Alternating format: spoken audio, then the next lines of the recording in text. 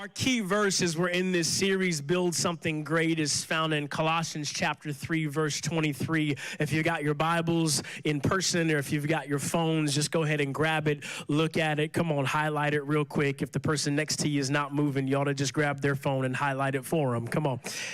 Somebody's like, that's not comfortable, PK. Come on. Whatever you do, somebody say, whatever you do.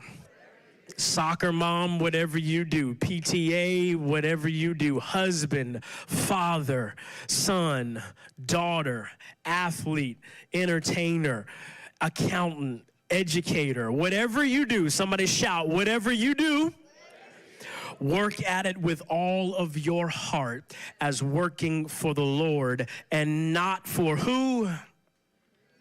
Y'all awake out there? Come on, say it with your chest. Not working for the Lord and not for human masters. I love the language that the writer he uses here because he's very clear at the offset to delineate that there is a work that we have been called to do, and all of the things we've been called to do fall into the realm of responsibility that we have, and everything has been tied to how we bring glory, honor, and praise to our God. What you'll experience at the beginning, I'll probably start a little slow, and then we'll end with a little bit of shout. I call it treaching. Come on, somebody. They'd say, what is treaching? It's teaching and preaching. Come on, somebody. A little bit of treaching. At the offset of Colossians chapter 3, verse 23, you find that the author here is showing us that there is a work to be done. Now, oftentimes, especially when we come together in a congregation like this, we can look among ourselves and believe that the work that's being done is by people that hold microphones and have titles. While the reality is that that is merely an assignment they have been given for the moment. All of us have been called to do a great work and build something great with the gifts, the talents, and the abilities that we have been given. I'd like to go on the offset today and just declare that there are no superstars in the kingdom of God. Just look at somebody next to you and say, you are important. No, y'all looking at me. Come on, look at them. Say, you are important and necessary to the mission that God has. Yeah, communities aren't just changed by preaching and by worship leaders. Communities are changed by believers and followers taking what they have been given and then fleshing it out in the work that God has called us to do. Come on, somebody. This is why you being involved in your children's educational process is so valuable. Hello, is this microphone on? Come on.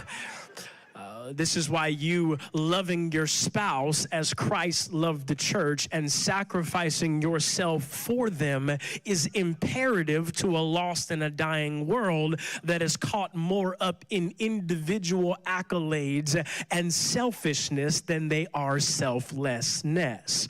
But I believe that I'm in a room, and with those who are watching online today, that believe that there is a great work that God has called us to do, and this work is connected to building something that brings him glory. I don't want to get too far ahead of myself, but I do want to stop for a moment and say that one of the ways that you know that you are building something great for his glory is that you are more concerned about his name being lifted up than your name being known. Y'all being quiet. I'm going to talk to the amen corner over here. Here we go. And the reality is this: it's all right for us to need from time to time a little bit of affirmation and a pat on the back. That just makes us human.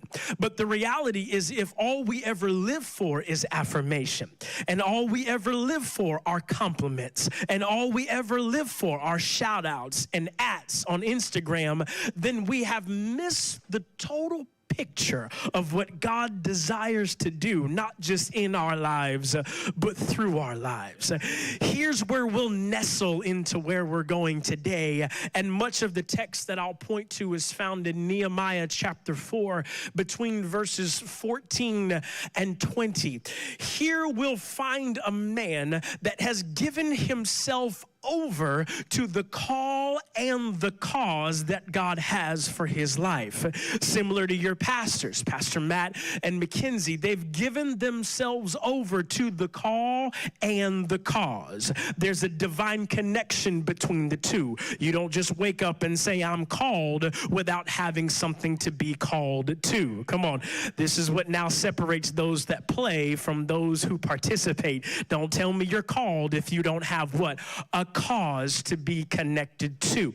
This man's name is Nehemiah. Nehemiah was pointed out by the king because he was the cupbearer. Understand something about the position of the cupbearer is that this role was delegated to someone who could be completely trusted with the well-being and the life of the king. They were charged that before the king puts the chalice or the cup to his mouth and drinks, they would say wine, I'd say red Kool-Aid. Come on, somebody. Before he puts the Kool-Aid to his lips, somebody else drinks it first, because oftentimes the adversary would try to creep in and poison the king. And better for the cupbearer to fall dead than for the king to die. Come on, somebody. However, if the disposition or the facial features of the cupbearer do not line up with the attitude that is expected of this dignified role, then there would be a questioning that would go through the mind of the king. Is this going to be my last sip? Come on, somebody. And there was a moment where the king saw the disposition on Nehemiah's face and looked at him and said, something is wrong with you, and I'm not just in fear of my life. I believe there's something going on in your life that I need to be interested in. Pause for a moment and just say, aren't you glad we serve a king who is concerned about the dispositions that he sees, and he never leaves us out to dry? Come on, that was good for 4 people, but I believe there's at least 14 of us that need to know that our king is with us, watching us, and attending to us. Nehemiah then goes and shares that, King, I believe that God has called me to go back to the land that I've come from.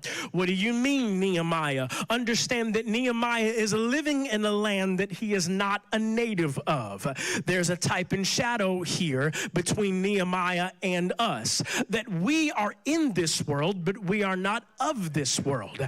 And God has put something in us to lead others to the knowledge and the salvation that we have all found. Can I just say it as plain as I can, because I'm from the south side of St. Pete. If I found out where to eat bread, I'm trying to tell all the homies where they can eat too. Come on, somebody.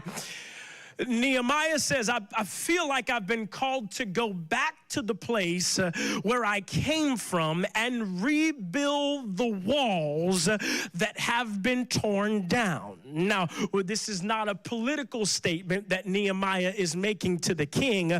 This is a statement that is predicated on Nehemiah seeing what is taking place in his hometown as King Zerubbabel went back and reestablished. You got to like the Old Testament for names like Zerubbabel. Come on. He goes back and reestablishes the temple. And then a scribe named Ezra comes along and reestablishes community and life groups. Come on, you thought connect groups and life groups just showed up at GrowLife. They've been going on since Ezra and Nehemiah, baby. Here we go. Nehemiah sees what Zerubbabel and Ezra have done, and now he goes, but there's a problem that lies here. While Zerubbabel has reconstructed the temple, here we go, and Ezra has reconstructed community, they are still, here we go, left out to dry by the attacks of the enemy. What Zerubbabel did was build a place for God's presence. And what Ezra did was bring community back to the people. But what Nehemiah saw was that there was now something missing to guard what it is that God is doing. And in the building of something great, we're not just responsible for moving vision ahead, we are also responsible for protecting the things that God has given to us. Just look at somebody next to you and say, protect it, protect it. protected. Nehemiah then goes in chapter number 4 and verse number 6, and scripture says this about the people that Nehemiah recruited and were with him. It's not in your notes, but go with me for a moment. Scripture says this, is that the people had a mind to work. Another translation says that the people worked with all of their heart. Another translation says, for the people worked with enthusiasm. Come on, somebody. Look at somebody next to you and say, you got to have enthusiasm. Come on. Y'all said it too quiet. Y'all got to say it with your chest like the Bucks are about to beat the Rams today. Come on. Making sure I'm in the right church. Come on. They had a heart to do it with enthusiasm. Can I pause right here and just encourage the dream team here at GrowLife? How many of you been setting up and tearing down for 12 whole years? Come on, you ought to breathe that in just for a moment and sit in it just for a second to know you have been portable for 12 years. Some of you have wiped more toilets at GrowLife than you've done at your own house. Come on, somebody. Some of you have mopped floors for children you didn't even birth into this world. Come on. Some of you have cared for people longer than you ever could imagine that you were humanly possible for. Some of you have gone through this place and you've set out chairs and you've made sure that they were in rows and straight lines. You brought a level of excellence to this place. The lights are in the right spot and the microphone's got fresh batteries in it and the drummer's on beat. Come on, somebody. The prayer teams walk the aisles. Why? Because you are in a church that serves God with enthusiasm. And how many know that something happens when God's people serve him with enthusiasm? I thought I'd get people to move from clapping to shouting on that one. Why? Because of the level of enthusiasm. I've seen your pastor leading pre-service huddles with enthusiasm. Got sweat rolling down his back, but he believes that somebody's life is going to be changed in a moment, so it's worth the diapers being changed, and it's worth the Lysol being sprayed, and it's worth all the work because you're doing it with enthusiasm. Can I just encourage you really quickly, then we'll get back to the text. When you make the move from portable to permanent, don't get spoiled along the journey. There's a hunger that takes place when you're trying to get somewhere, but oftentimes the greatest test is when you finally get success. Nehemiah chapter number 4. There's a statement that begins to be made, and I'm going to read it so if you get mad, you're not mad at me, you just mad at the word, so you got to go take it up with the one who breathed it. Scripture says in verse 14, after I looked things over, I stood up and said to the nobles, the officials, and the rest of the people who've been serving with enthusiasm, do not be afraid of them.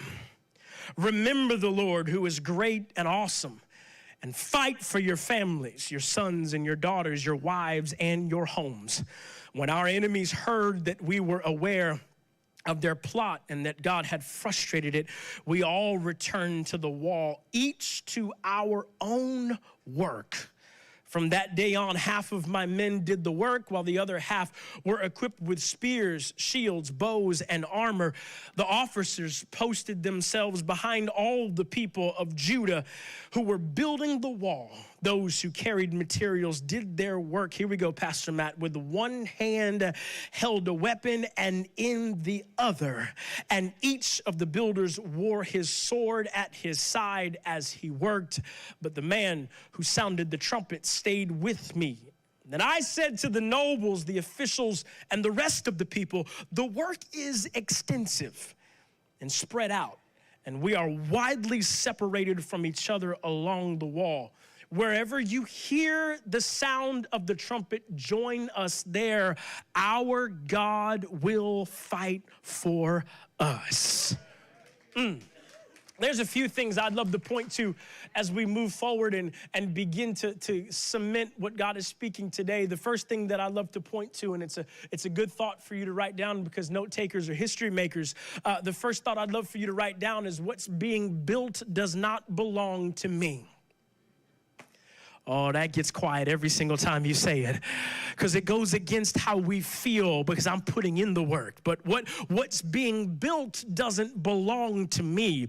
If you'll notice, what drove Nehemiah the entire journey wasn't the fact that he was doing something so that his name would be known. He was doing something so that generations to follow could be guarded and guided moving forward. Going back to Colossians where it says, what we do as unto the Lord. Therefore, it doesn't belong to me. The moment it belongs to you is the moment that you put breath in your own lungs. Now, y'all quiet. I'm going to talk to them. Here we go. The moment that it belongs to you is when you gave yourself strength to accomplish the goal that you desired. But as long as it's God that puts breath in our lungs, and as long as it's God that gives us energy and ability and intellect and strategy, then what's being built doesn't belong to me. The reality is now that as they go through this process of things being built that doesn't belong to them, it's also now outlined, second thought, that what's being built is bigger than me. Verse number 14 makes it very clear, don't be afraid of them. I'm from St. Pete, so I'd say it like this, don't be afraid of them. Who's them? There's two individuals. Scripture actually names them, Sanballat and Tobiah. How many know two very unfortunate names? Clearly they were not loved. These two, while everybody else is building, these two are trying to break it. Why? Because at some point, in transition, while many are trying to build up, there's always going to be someone else trying to tear it down. Come on, this is why you've got to surround yourself not with fans, but with followers of Jesus. Because fans will switch depending on the momentum of the moment.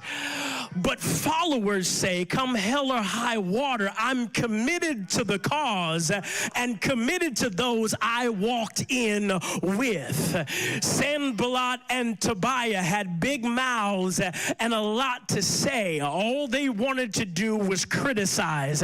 Can I caution just 12 of us in here that if you find yourself in small groups of folks that only want to tear down with their, well, I would have set things up like this.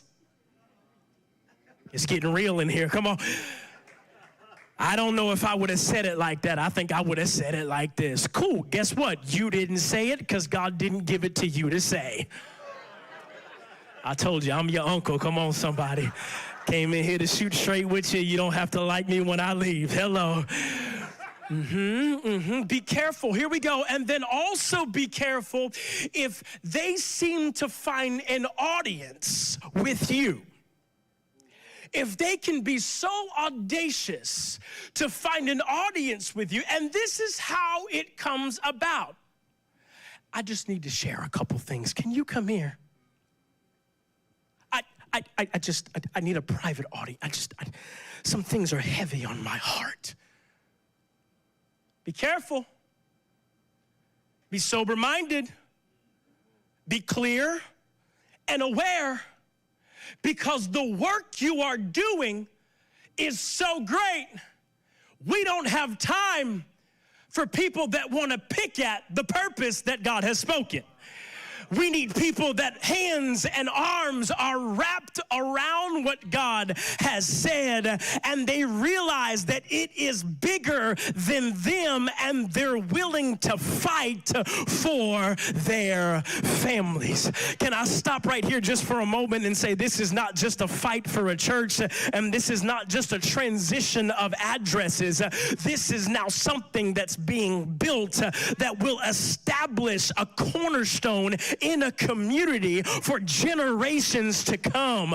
Our pastor says it all the time. When a life-giving church is in a community should look different. And I believe that what God has been stirring here at GrowLife is now about to express itself on a whole nother level. But God is looking for those who will fight for their families, who will bring correction and direction at the same time, who will carry hammer in one hand and sword in another, so that you build and protect simultaneously. Can I talk to our parents up in this place right now and just remind us that we've been called to protect and provide simultaneously. We've been called, students, to be the example to the culture. Oh, I know the conversation of the culture is confusing, but the clarity of God's word stands forever, and we have been called not to run from the culture,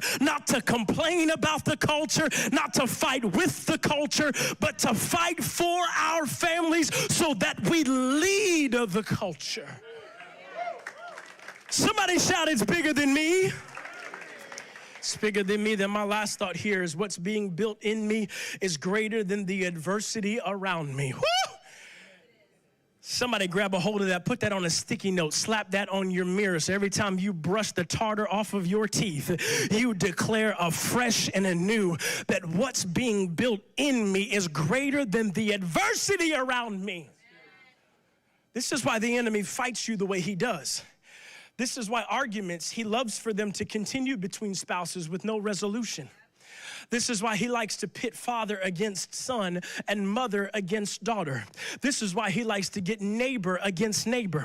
This is why he likes to get worship leader against pastor. This is why he likes to get volunteer against staff member. Hello. This is why he likes to get in-person audience against online church. Because if he can jump in the middle and get us fussing and fighting over stuff that really don't even matter, then he's going to get us consumed with the adversity around me without remembering there's something great happening in you. Can I tell you what's happening in you? Greater is he who is in you than he that is in the world. And if God be for you, nothing and no one else can be against you. Oh, the enemy's coming in like a flood, but the Spirit of the Lord is going to raise up a standard against him if we'll lean in and not lean out. No weapon formed against you will prosper, and every tongue that rises against you will be condemned. Not because you Facebooked about them, not because you Instagram DM'd them,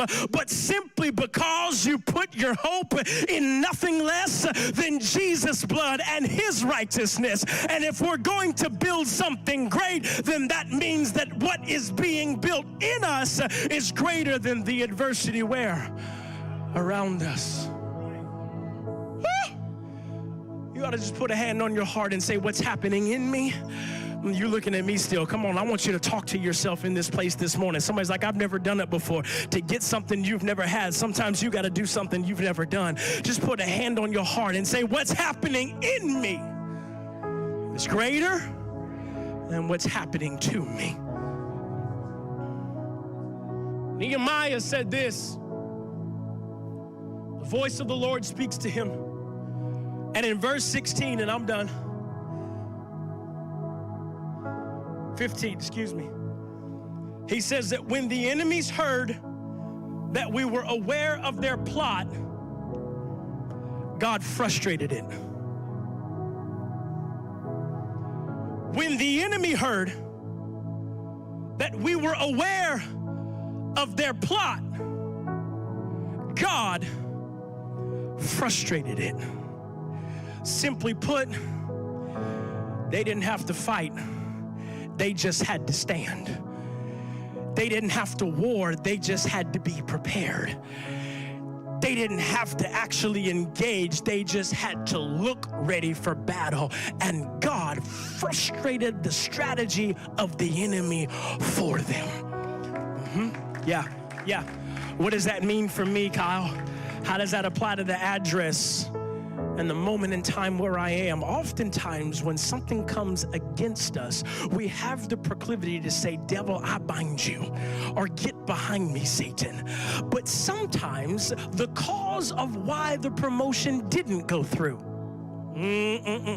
sometimes the cause of why things haven't worked out just yet, sometimes the reason why you never got the email or the phone call still not been responded to is not because the enemy is fighting you, it's because God is preserving you. What is he preserving you from? Sometimes he's preserving you just from you. I'm going to talk to the online church. Here we go. Sometimes he's keeping you from what you wanted so he can get you what he knows is best. And in the meantime, he's just frustrating the adversary so that you would have a divine portal to get the work done. I don't have enough time to dig further into it, but can I just say it like this? It only took 52 days for Nehemiah and God's people to do what it had previously taken over 4 years to accomplish. How do you know this to be the case? Because there's a divine supernatural energy. It's not weird, it's what we lean into. And when God frustrates the plan of the adversary, he opens up this next level of not only spiritual revelation, but like spiritual 5-hour energy that causes you to do in 52 days what took previously years to accomplish. How would you worship our God if you knew that what you were building today could not be frustrated by the schemes of the enemy tomorrow? How would you worship if you knew that the family you're building today could not be frustrated by the adversary any longer? How would you be generous if you knew that your next was going to be better than your now because the enemy was frustrating what you are facing? And all it takes to build something great, step number 1, is a simple, here we go, surrender. Surrender, that sounds the opposite of fight. Because in this kingdom, the way that we fight is first with our hands up. Some of you have already made the choice this morning, and you're about to express externally what you've determined internally by way of baptism. But I believe God's moving on someone's heart even now and saying, this is your moment to decide not just to build something great with GrowLife and through GrowLife, but first of all, let me build something great in you and grow your life. In a moment, I'm going to pray. GrowLife, I want you to pray this prayer with me as loud and as vibrant as you can, because it's not God's heart that anyone would feel left out in this moment. But would you pray this out loud? And if you're praying this out loud and you mean it in your heart, that's all God asks, for you to make the decision to serve him with everything that you have and build something great today and every day to come. Just holler this prayer with me. Say, Jesus, today I choose you and you alone. There's a lot of things I tried to build, but today I choose to build with you. I choose to let you guide me. Forgive me of my sins. I hand them to you, and I receive your forgiveness in return. In Jesus' name, I choose to build something great because you are the great one. In Jesus' name we pray. Amen. Amen. GrowLife, can you hop to your feet this morning? Can you throw both hands in the air in response to the word that we've heard in worship together? Let's declare this out loud. Hey, thank you for watching our GrowLife Church YouTube channel. Our hope is always to help you better connect to all that God has for you. Subscribe to this channel so you don't miss a thing. Fill out a digital connect card so that we can stay connected with everything that's happening in and through our community. You can also support the mission by giving online as we continue to bring people into a growing relationship with Jesus. Thank you again for watching. We hope to see you soon.